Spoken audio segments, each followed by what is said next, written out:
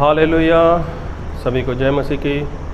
मैं अमरीक जॉय आज एक बार फिर प्रभु पिता का धन्यवाद करता हूँ कि प्रभु पिता ने समय दिया कि परमेश्वर के वचन आपके साथ बांट सकूँ। मेरा YouTube channel Hindi Punjabi Bible study Amrik Singh, इस चैनल के ऊपर मैं आपका स्वागत करता हूँ। अगर अभी तक आपने मेरे चैनल को सब्सक्राइब नहीं किया तो आप मेरे चैनल को सब्सक्राइब कर लो, साथ में जो बेल आइकॉन है उसको टच कर लो ताकि आने वाले हर वीडियो का नोटिफिकेशन आपको तुरंत मिलने पाए और आप मेरे साथ परमेश्वर के वचन में बने रहो। आज मैं जो आपसे बात करने वाला हूँ, इस बात को बहुत ध्यान से सुनना, इस बात को ध्यान से समझना। हमारे परमेश्वर वो बहुत ही पवित्र परमेश्वर हैं और हमारे परमेश्वर कभी नहीं चाहते कि किसी भी इंसान का कोई भी नुकसान हो। परमेश्वर कभी नहीं चाहते, इसलिए परमेश्वर इंसान को आज्ञा देते हैं। इसीलिए परमेश्वर इंसान को कुछ ऐसा काम करने के लिए कहते हैं कि जो इंसान हो सकता है उस वक्त ना समझ सके। जी हाँ, जिस वक्त परमेश्वर ने किसी इंसान को कुछ करने के लिए कहा, हो सकता है वो इंसान उस समय ना समझ सके, लेकिन अगर वो इंसान परमेश्वर का कहा हुआ नहीं करता तो उसका खामियाजा, उसकी परेशानी बाद में उसको उठानी पड़ती है और फिर वो उसके लिए बहुत भारी हो जाती है। कैसे? मैं ऐसे कैसे बोल सकता हूँ? जी हाँ, आप लोगों ने दाऊद के बारे में सुन रखा है कि दाऊद परमेश्वर के बहुत बढ़िया दास हुए, बहुत बढ़िया एक राजा हुए। और एक बात उसके बारे में आपने ये भी सुन रखी है कि दाऊद जिसने किसी की पत्नी का पति होने के लिए उसके पति को मरवा डाला। जी हाँ, दाऊद किसी स्त्री का पति होना चाहता था और उसको अपनी पत्नी करना चाहता था। उसका नाम था बैतशेबा और बैतशेबा के पति का नाम था हित्ती उरिय्याह। अभी ये बात दाऊद क्यों कर पाया? दाऊद के साथ ऐसी घटना क्यों घटी कि उसने हित्ती उरिय्याह का मर्डर करवा दिया और उसकी पत्नी बैतशेबा को अपनी पत्नी बना लिया? इसके पीछे क्या कारण था? क्या इसके लिए परमेश्वर ने पहले कुछ कहा था? जी हाँ, इस बात को ध्यान से सुनो। क्या ये जो गलती की दाऊद ने, हित्ती उरिय्याह का मर्डर करवा दिया, उसकी पत्नी बैतशेबा को अपनी पत्नी बनवा लिया, इसके लिए क्या परमेश्वर ने कुछ बोल रखा था? क्या कुछ कहा था परमेश्वर ने? अगर ये बात उस समय की जब परमेश्वर ने ये बात बोली थी, तो अगर ये बात उस समय परमेश्वर का जन वो मान लेता तो हो सकता है ये गलती दाऊद से ना होती। तो आप बोलोगे ऐसे कैसे? जी हाँ, मैं जो कहना चाहता हूँ उस बात को ध्यान से सुनना, उस बात को ध्यान से समझना। परमेश्वर आज इस वचन से आपसे मुझसे कुछ बात करने वाले हैं, तो लेकिन ध्यान से सुनना कि दाऊद इस बुरी विपदा में, इस मुश्किल में क्यों फंस गया। तो अभी मैं जो बात शुरू करने वाला हूँ उसको ध्यान से सुनना।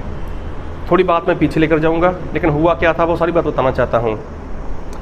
परमेश्वर ने अब्राहम से बात की थी, अब्राहम मैं तुझे संतान दूंगा और तेरा जो वंश है वो उसी बेटे से चलेगा।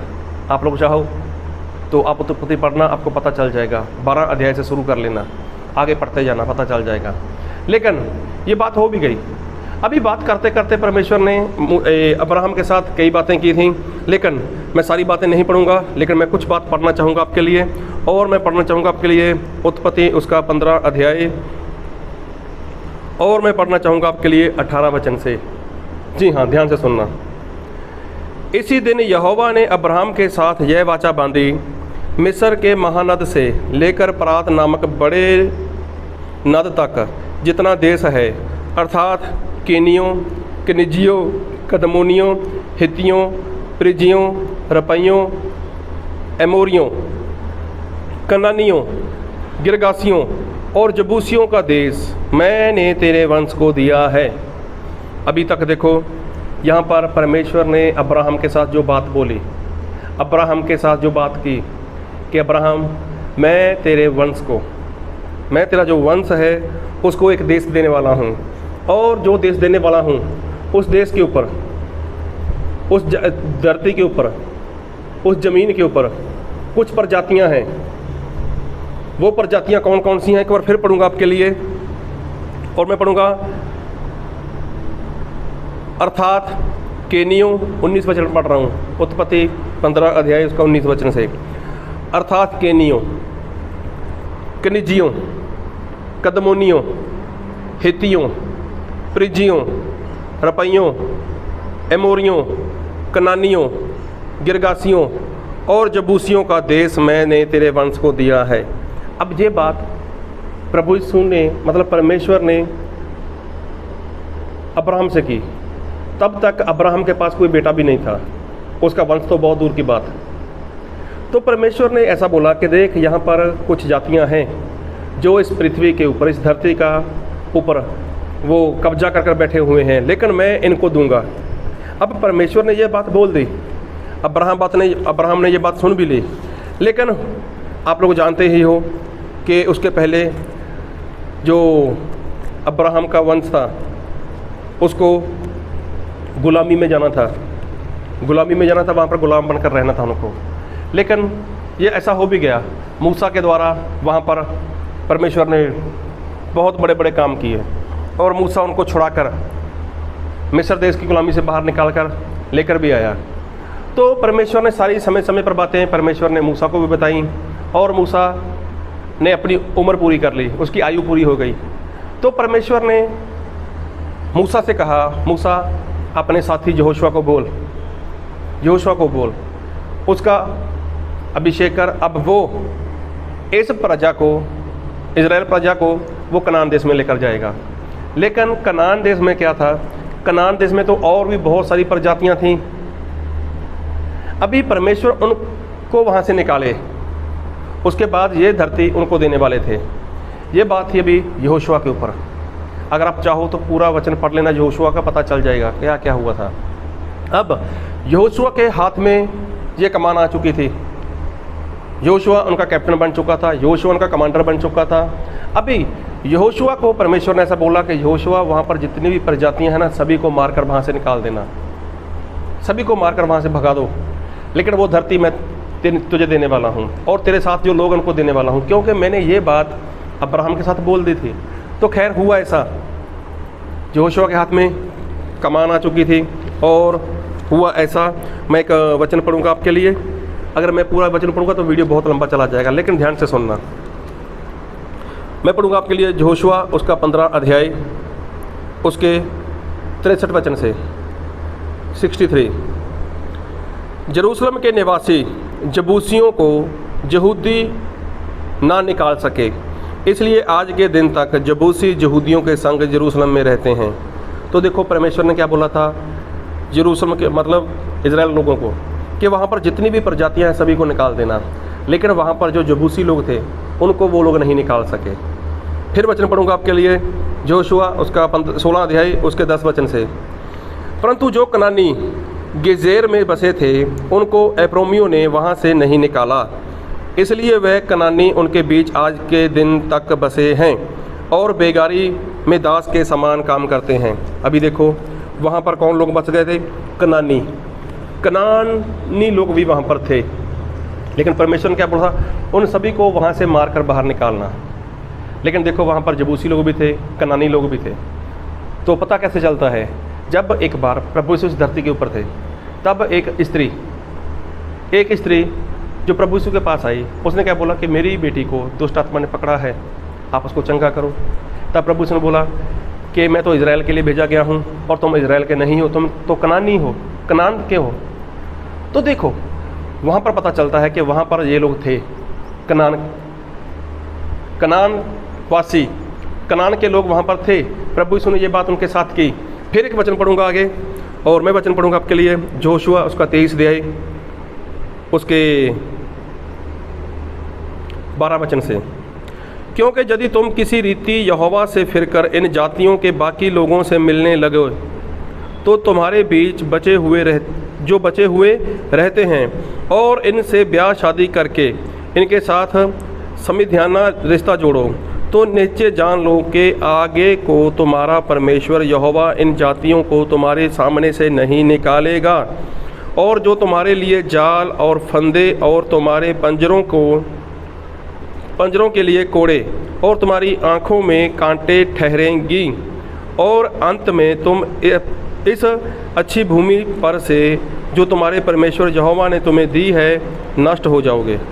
अभी देखो परमेश्वर ने जो आज्ञा दी थी, परमेश्वर ने ये आज्ञा दी थी कि इनको वहाँ से निकाल देना। लेकिन वहाँ पर कुछ लोग रुक बच गए। वो पूरी तरह से धरती को नष्ट नहीं किया, पूरी तरह से धरती का जो नाश था, वहाँ पर जो लोग थे उनका नाश नहीं किया। वहाँ पर कुछ लोग बच गए, जबूसी लोग बच गए, कनानी लोग बच गए, और भी बहुत कुछ लोग थे।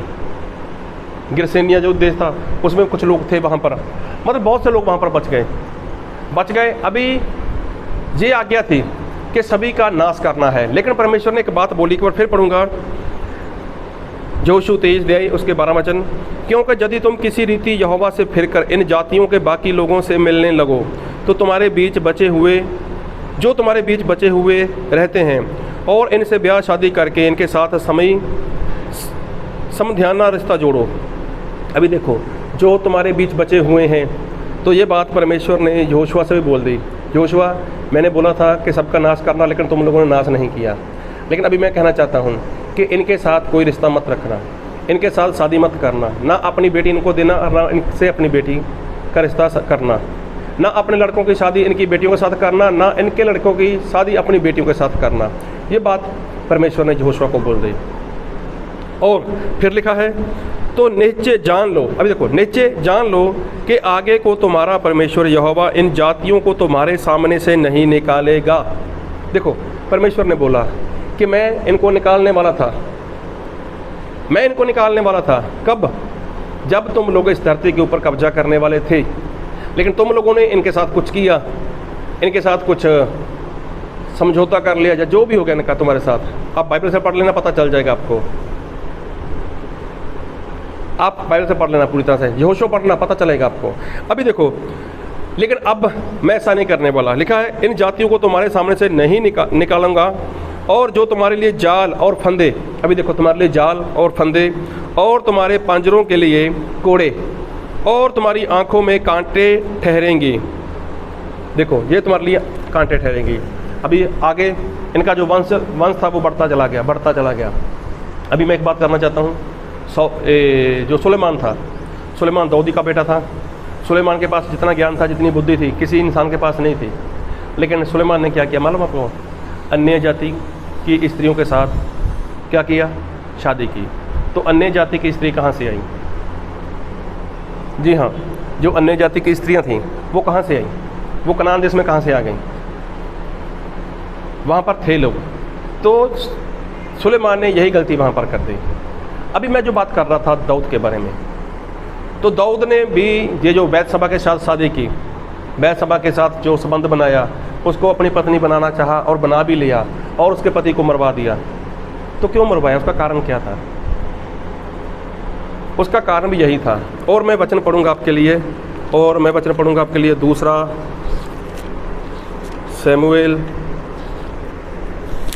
सैमुएल और उसका पढ़ूंगा मैं आपके लिए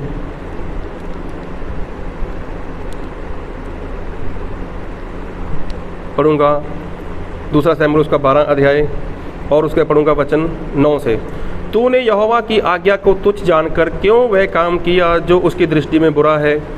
हित्ती उरिया को तूने तलवार से घात किया और उसकी पत्नी को अपनी कर लिया, और उरिया को अम्मोनियों की तलवार से मरवा डाला। अभी यहाँ पर बात हो रही है बैतशबा की, जिसके साथ दाऊद ने शादी कर ली, जिसके द्वारा दाऊद को बेटा भी हो गया। तो परमेश्वर का दास नाथान भविष्यवक्ता, नाथान नबी ने क्या बोला कि तूने उसके पति को मरवा दिया। किसके पति को? बैतशबा के। बैतशबा का पति कौन था? उरिया। उरिया कौन था? उरिया था हित्ती। ये उसकी प्रजाति का नाम है, हित्ती। हित्ती क्या थी? एक वहाँ पर कौम थी, एक वहाँ पर प्रजाति थी। कहाँ पर? यहाँ पर अब्राहम के साथ परमेश्वर ने बात की थी।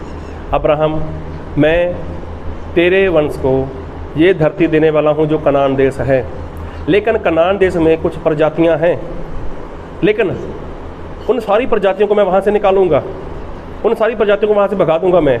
उसके बाद सिर्फ और सिर्फ तेरा वंश वहाँ पर रहेगा। अभी खुद परमेश्वर काम तो करने वाले नहीं थे। परमेश्वर ने किसी न किसी को तो आज्ञा देनी थी अपना काम करने के लिए। लेकिन ये आज्ञा जब मिली यहोशुआ को अभी यहोशुआ की जिम्मेवारी थी कि यहोशुआ सभी को वहाँ से नाश कर दे, सभी को मार डाले, वहाँ से भगा दे सभी को, किसी भी तरह से उनको मारे भगाए, कुछ भी करे। अभी यहोशुआ ने ऐसा पूरा काम नहीं किया, लेकिन वहाँ पर कुछ प्रजातियाँ बच गईं, और उसमें से थी एक प्रजाति हित्ती। क्योंकि बाइबल में हमने पढ़ा है उत्पत्ति उसका 15 अध्याय और उसके 19 वचन से, मैं एक बार फिर पढ़ूँगा। अर्थात केनियों, कनिजियों, कदमोनियों, हित्ती। तो हित्ती क्या थी? एक प्रजाति थी। प्रजाति मतलब एक जाति थी, और ये लोग वहीं पर रहते थे। अभी सोचो, अगर उस वक्त यहोशुआ ने पूरी प्रजातियों का सफाया कर दिया होता, सभी प्रजातियों का नाश कर दिया होता, तो क्या वहाँ पर कोई अन्य जाति होता? क्या वहाँ पर कोई गैर जाति का इंसान होता? अगर वहाँ पर नहीं होता तो क्या वहाँ उनके बच्चे होते? क्या उनकी लड़कियाँ होती? क्या उनके लड़के होते? चाहे वो खूबसूरत थे, चाहे जैसे भी थे, लेकिन वो नहीं होने वाले थे। लेकिन यहोशुआ ने ये काम नहीं किया। उसके बाद उनमें गड़बड़ी होती गई। फिर देखो दाऊद ने कितना बड़ा गुनाह हो गया, दाऊद से कितनी बड़ी गलती हो गई, किसी का मर्डर करवा दिया। कौन था वो? हित्ती था। उसका नाम था उरिया। नाम उसका उरिया ही था, लेकिन हित्ती उरिया बोलते हैं उसको, मतलब उसकी प्रजाति का नाम पहले आता है, उसका नाम बाद में आता है। तो हित्ती क्या थी? एक प्रजाति थी, और प्रजाति में जितने भी लोग थे सभी को मारकर वहाँ से निकालना था, लेकिन ये काम नहीं हुआ।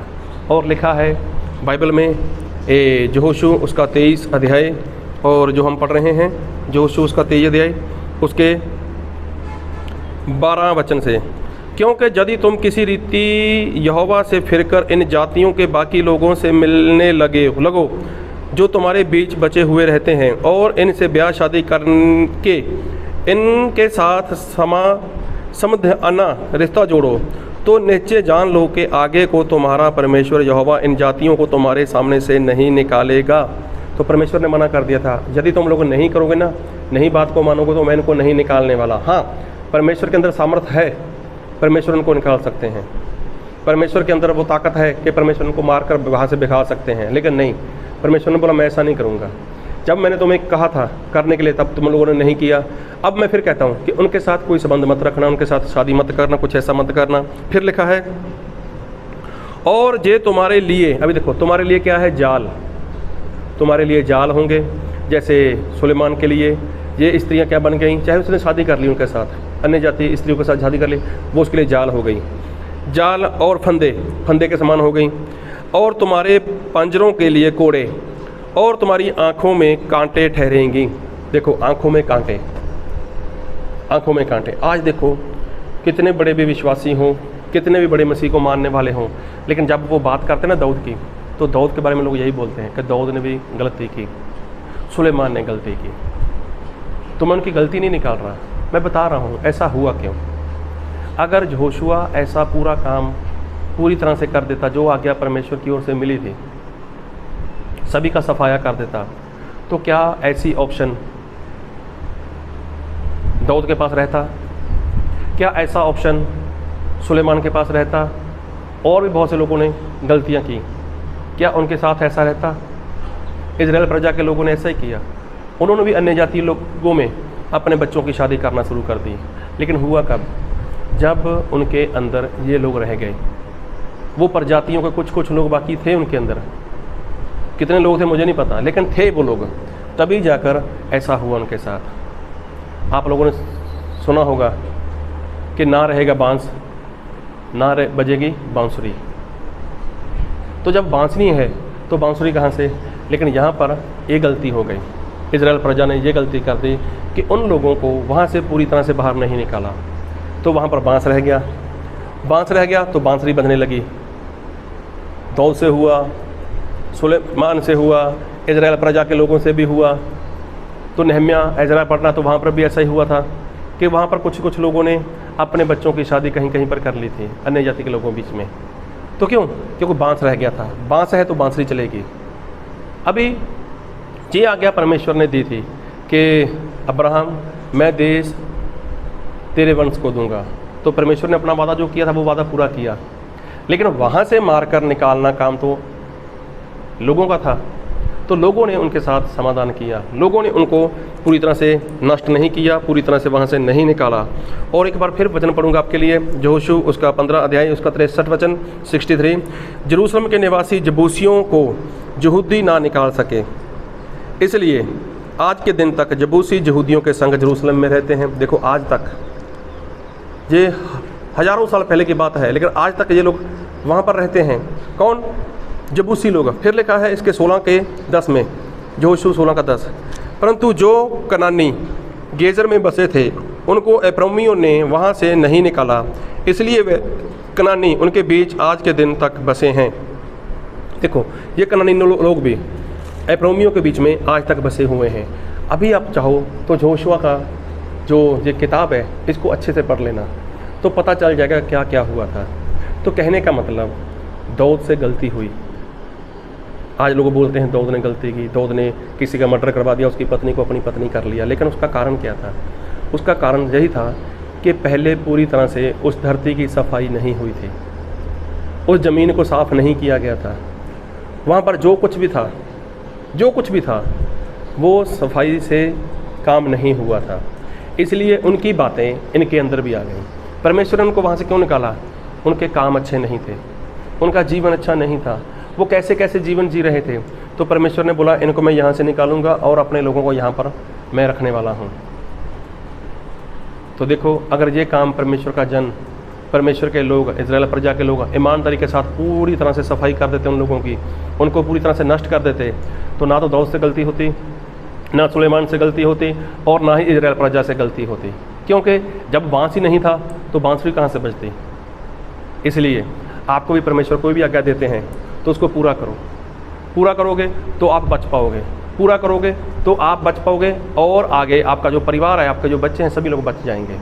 लेकिन अगर आप बीच बीच में कोई गलती करते हो, कोई गलती छोड़ देते हो, तो आपके लिए भी वो नुकसानदेही है, और आपके आने वाला जो वंश है, जो आपकी जो अपने बच्चे हैं, जो आपका परिवार है, हो सकता है आपकी मंडली हो, तो उसके लिए भी वो बहुत ख़तरनाक है। इसलिए परमेश्वर ने जो आज्ञा दी उसको सुन लो, उसको समझ लो, उसको जान लो, उसको मान लो। तो प्रभु आपको इस वचन से बहुत की आशीष दे। आमीन।